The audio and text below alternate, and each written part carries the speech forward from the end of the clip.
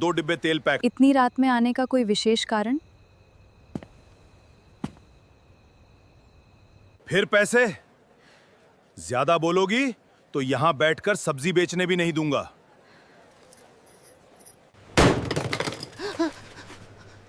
क्या कहा? मुश्किल है।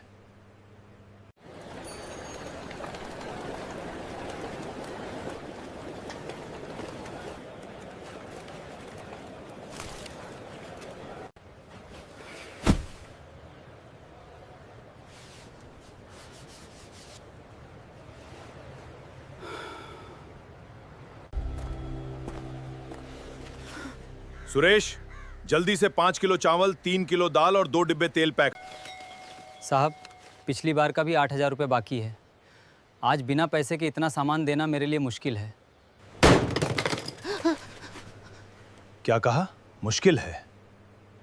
साहब, दुकान छोटी है, बच्चों की फीस देनी है, घर का किराया भी बाकी है। तू मुझे अपनी परेशानी बताएगा? सामान पैक कर।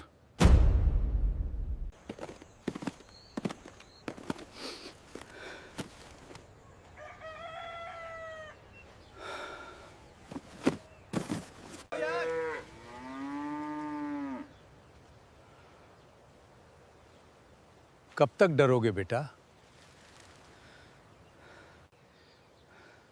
डरता कौन नहीं है मास्टर जी, लेकिन बच्चों का पेट भी तो पालना है।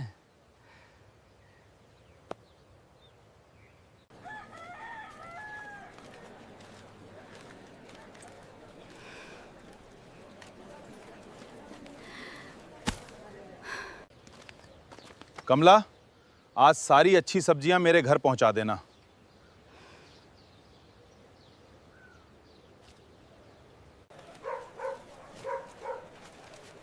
जी साहब, लेकिन पिछले महीने का पैसा।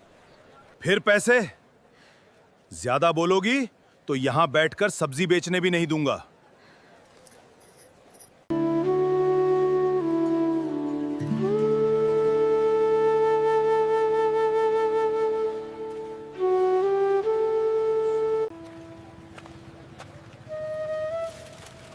चाची, ये टमाटर कितने के हैं? 20 रुपए किलो हैं बिटिया। 2 किलो दे दीजिए। जी। और पैसे पूरे रखिएगा। बेटी, हाँ, बाकी लोग तो पैसे कम करने की कोशिश करते हैं। आप सुबह से मेहनत कर रही हैं। आपकी मेहनत की कीमत कम क्यों हो?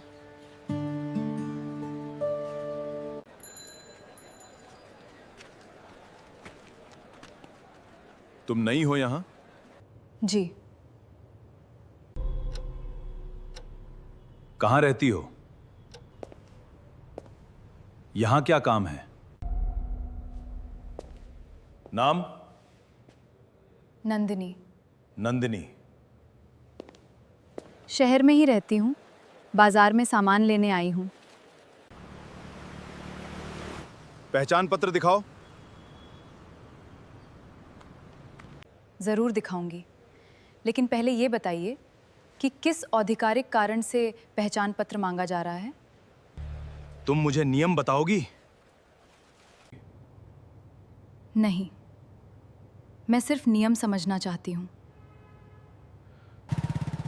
बहुत सवाल करती हो। थाने चलो। थाने चलो। अगर कोई वैधानिक कारण है तो मैं आपके साथ चलूंगी। मैंने कहा चलो।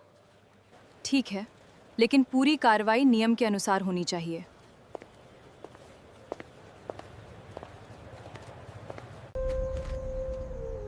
तुम्हें पता नहीं तुम किससे बात कर रही हो?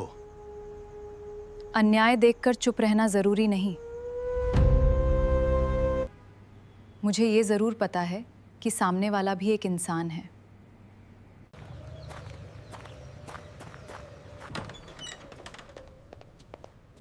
यहां बैठो और चुपचाप इंतजार करो। मुझे यहाँ क्यों लाया गया है? बैठो यहां।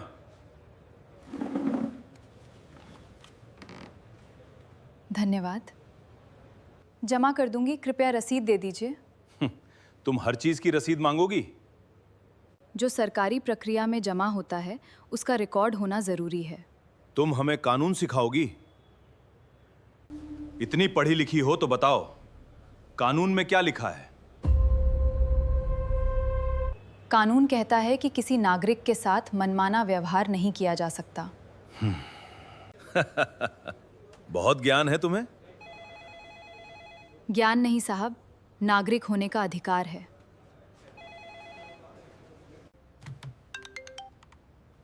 हाँ बोलो। सर, जिला कार्यालय से कोई अधिकारी आपसे बात करना चाहता है। कौन? नाम अमन वर्मा बताया है।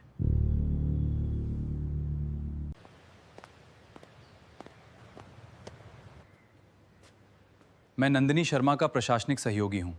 हम जी, मुझे उनसे अभी मिलना है। नमस्ते, मैं अमन वर्मा हूँ। क्या काम है? नंदिनी से मिलने आया हूँ। कौन लगती हैं आपकी? सरकारी काम से संबंधित व्यक्ति हैं। यहां नियम मेरे हिसाब से चलते हैं। नियम किसी अधिकारी के हिसाब से नहीं, कानून के हिसाब से चलते हैं। सब ठीक है? बिल्कुल, लेकिन अब तस्वीर साफ हो रही है। अब क्या करना है? अब लोगों की आवाज़ सुननी होगी। तुम अभी भी अपनी पहचान नहीं बताओगी? नहीं, क्यों? क्योंकि अगर उसे पता चल गया कि मैं अधिकारी हूं, तो वो सिर्फ मेरे सामने अच्छा व्यवहार करेगा। मुझे जानना है कि आम आदमी के साथ वो कैसा व्यवहार करता है। बेटी, तुम ठीक हो? बिल्कुल। हम तो डर गए थे। डरना स्वाभाविक है मास्टर जी, लेकिन डर की वजह से गलत बात को सही नहीं बनाया जा सकता।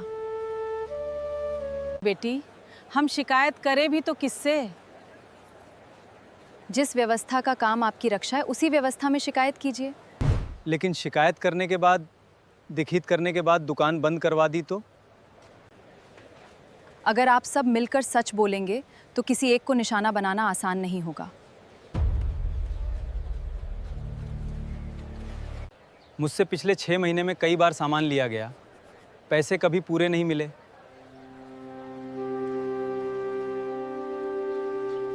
मैं भी मेरे बाद पैसे के ले आती। मेरी सब्जियां भी कई बार बिना पैसे के ले गए।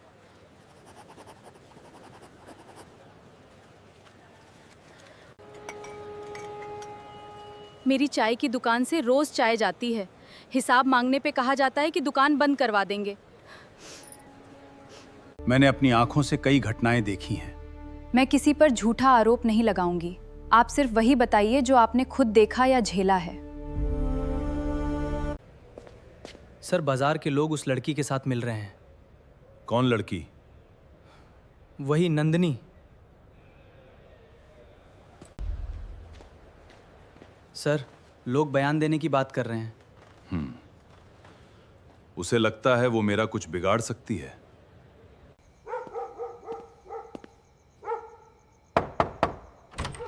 इतनी रात में आने का कोई विशेष कारण?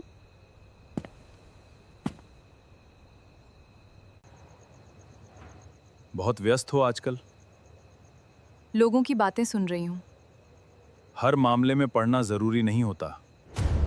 अन्याय देखकर चुप रहना भी जरूरी नहीं होता। तुम नहीं जानती मैं कितना प्रभाव रखता हूं। अभी भी समय है, पीछे हट जाओ। अगर मैं पीछे हट गई तो अगली कमला की आवाज कौन बनेगा?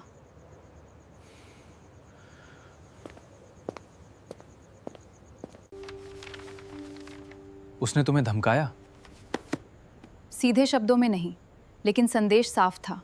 अब क्या करें? भावना से नहीं, प्रमाण से जवाब देंगे। मतलब? लिखित शिकायतें, गवाहों के बयान, उपलब्ध रिकॉर्ड्स और हर घटना की तारीख। और किसी को झूठ बोलने के लिए नहीं कहना। बिल्कुल, हमें सिर्फ सच चाहिए।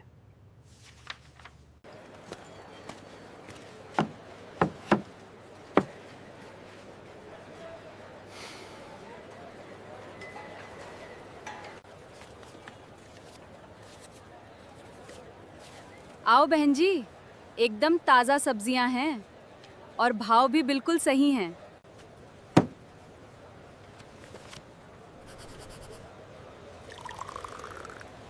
ये लीजिए गर्मा गर्म चाय। ये सब मेरे खिलाफ खड़े हो रहे हैं।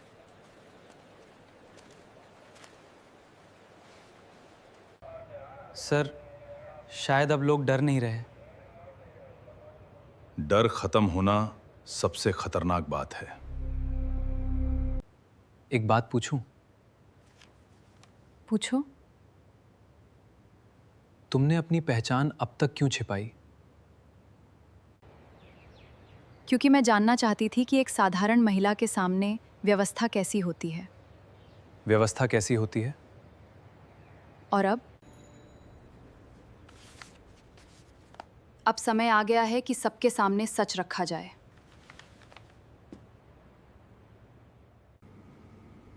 अब आप अपना परिचय दीजिए। मेरा नाम नंदिनी शर्मा, प्रशासनिक सेवा की अधिकारी हूँ। आप आईएएस अधिकारी हैं? हाँ, लेकिन मैंने पहले दिन अपनी पहचान इसलिए नहीं बताई क्योंकि मैं जानना चाहती थी कि आम नागरिक के साथ वास्तव में कैसा व्यवहार किया जाता है। मेरी जीत किसी की हार नहीं। असली पहचान आपके व्यवहार से होती है। व्यवहार ही आपकी असली पहचान है।